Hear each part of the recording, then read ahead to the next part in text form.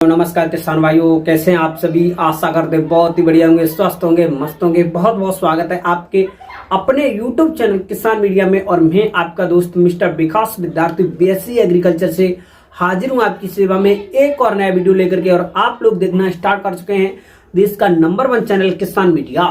तो किसान साथियों, आज 20 नवंबर 2024 हो चुका है, यानी जो नवंबर का माह है बस उसी में ओनली 10 दिन शेष बचे हुए। तो इस टाइम पर किसान साथियों भरभूक और बहुत ही बेहतरीन सब्जियों की बुवाई है, अच्छा समय चल रहा है। और इस समय पर किसान साथियों रबी के सीजन की जैसे कि गेहूं और सब्जियों की विभिन्न प्रकार सब्जियों की जो बुवाई है अच्छी तरीके से चल रही है। मौसम अच्छा चल रहा है इस टाइम पर। तो किसान साथियों आज मैं आपको एक ऐसी सब्जी की खेती लेकर के आया हूं जो किसान साथी नवंबर के अंत तक या 10 दिसंबर तक इसकी बुवाई कर देते हैं। तो आने वाले समय में एक अच्छी खासी मोटी कमाई आपको देखने को मिल जाएगी। तो आप लोग सोच रहे हैं भैया ऐसी कौन सी खेती है। तो किसान भाइयों आज मैं आपको इस वीडियो के माध्यम से दलहनी फसलों में से एक बहुत ही ज्यादा मुख्य दलहनी फसल राजमा की खेती कैसे करें, राजमा की सफल और वैज्ञानिक खेती कैसे करें।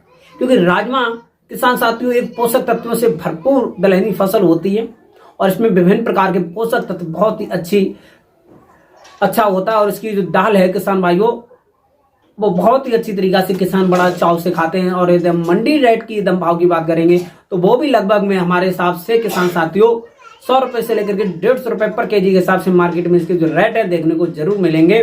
वैसे किसान साथियों मैंने इसके जो मार्केट में बहुत दिनों से कोई भी जैसे रेट वगैरह मैंने इससे क्लियर नहीं किए, लेकिन हमारा जो अंदाज है ये हो सकता है किसान साथियों। तो किसान भाइयों आज मैं आपको इस वीडियो के माध्यम से राजमा की फुल जानकारी आपको A to Z दूंगा।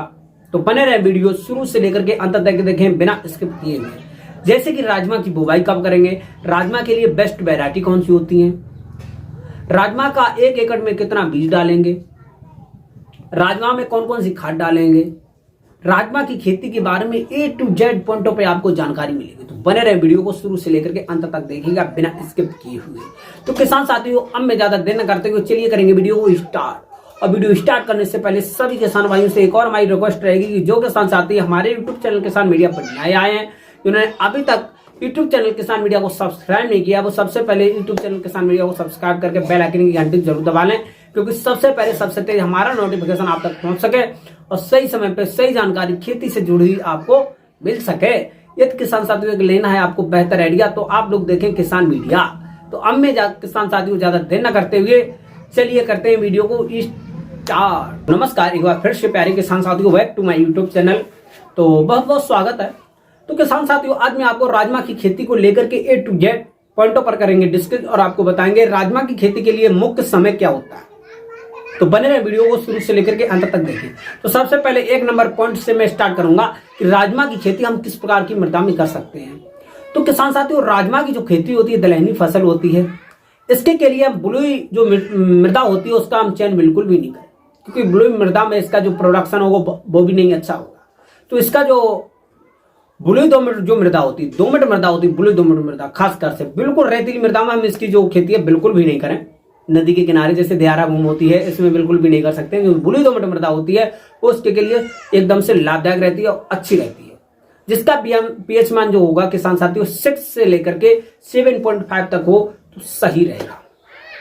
फिर उसके बाद में किसान साथियों एक बात और आपको ध्यान रखना चाहिए, जल भराव वाली भूमि का बिल्कुल भी नहीं चयन करना चाहिए। क्योंकि जल भराव वाली भूमि में हम इसकी खेती नहीं कर सकते। ये दलहनी फसल है और ये ज्यादा पानी चाहने वाली फसल नहीं होती है, इसीलिए खास तौर से। फिर उसके बाद में किसान साथियों एक और मैं आपको बात बताना चाहूंगा, जिन किसान भाइयों ने अभी तक बारिश के बाद में और जो रबी के सीजन की खेती की अच्छी तरीका से जुताई नहीं कराई है तो सबसे पहले अच्छी तरीका से 2 बार हैरो से करवा लेंगे जुताई कराने के बाद में किसान भाइयों अब आपको 1 एकड़ के खेत में लगभग में 4 किलोग्राम का जो एक पैकेट आता है बायर कंपनी का रिसेंट अल्ट्रा। इससे क्या होता है किसान साथियों, जैसे कि दीमक और जो विभिन्न प्रकार के जड़ों में रोग लगते हैं, जैसे कि दलहनी फसलों में बिल्ट डिजीज लगता है, ओक्टा रोग, तो इससे ये रोकता है। और विभिन्न प्रकार के जैसे जड़ों में रोग लगेंगे तो इससे किसान साथियों आपकी जो जड़ें होंगी मजबूत होंगी, पौधा अच्छा होगा, उत्पादन में आपको फायदा मिलेगी, उत्पादन इसका अच्छा बनेगा। तो इसके लिए आपको 1 एकड़ के खेत में बायर कंपनी का रिसेंट अल्ट्रा 4 kg का यानी 4 किलोग्राम 1 एकड़ के खेत में जरूर डालें। फिर उसके बाद में एक बार हैरो से करवाएंगे जुताई। जुताई करने के बाद में 1 एकड़ के खेत में किसान साथियों लगभग में भाई 6 से लेकर के 8 कुंटल वर्मी कंपोजिट की खाद और आपको किसान साथियों लगभग में भाई 8 से लेकर के 9 और 10 टन सड़ी हुई गोबर की खाद डाल देना है। डालने के बाद में मिट्टी पलट हल्के द्वारा अच्छी बार और 2 बार करवा देंगे जुताई। जुताई करने के बाद में किसान साथियों अब आपको इसमें डोज देने हैं क्या, न्यूट्रिएंट वगैरह। अब आपको किसान साथियों इसमें एकदम नाइट्रोजन की बात करेंगे तो आपको ज्यादा मात्रा में नहीं लेकिन देना है।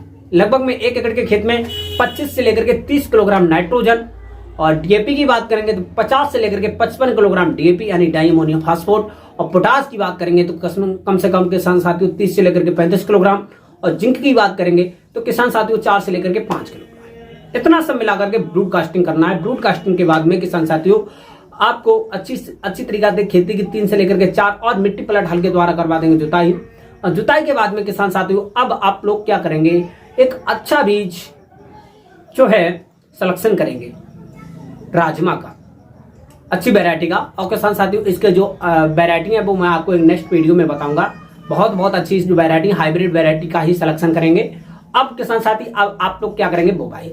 अब 1 एकड़ के खेत के लिए लगभग में 40 से लेकर के 45 किलोग्राम बीज पर्याप्त मात्रा में रहता है।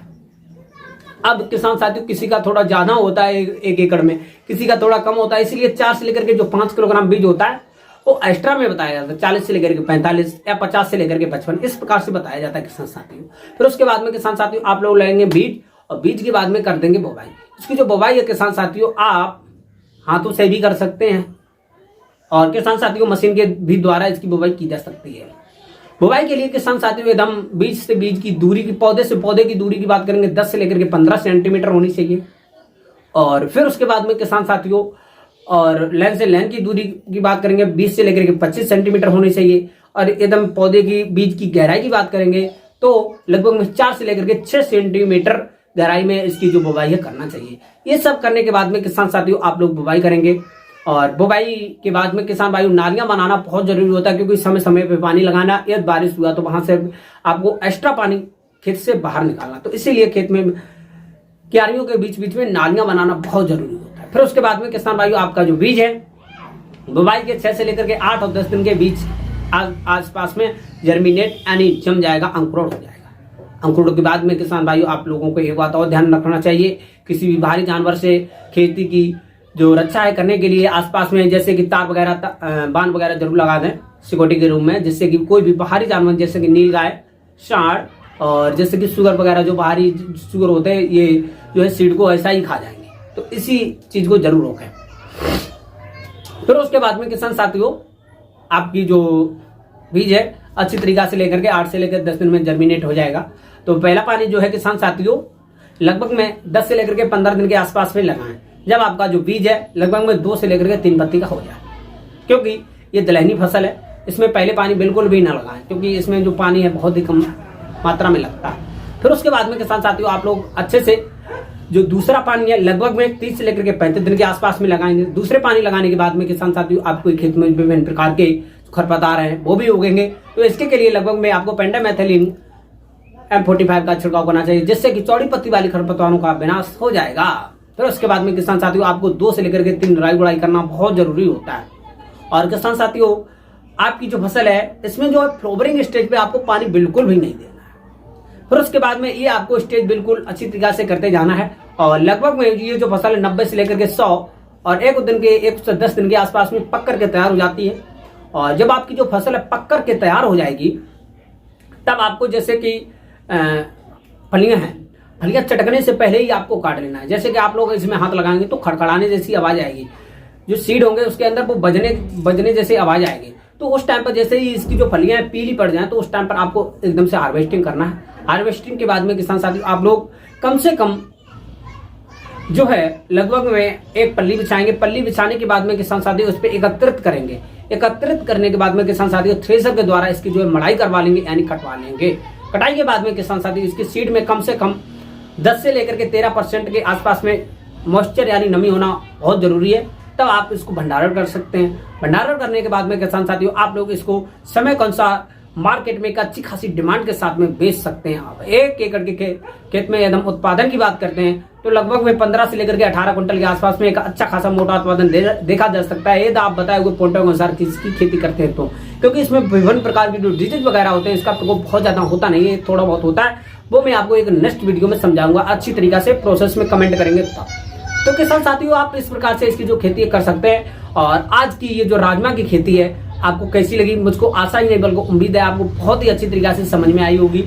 और आपको कोई भी समस्या कोई भी डाउट हो आप हमको कमेंट बॉक्स में जरूर बताएं, मैं उसको 100% सोल्यूशन करके बताऊंगा। तो आज की जो खेती है वो यहीं तक, मिलते हैं एक नई और नेक्स्ट वीडियो में। तब तक के लिए सभी किसान भाइयों को नमस्कार, जय हिंद, जय भारत, जय जवान, जय किसान।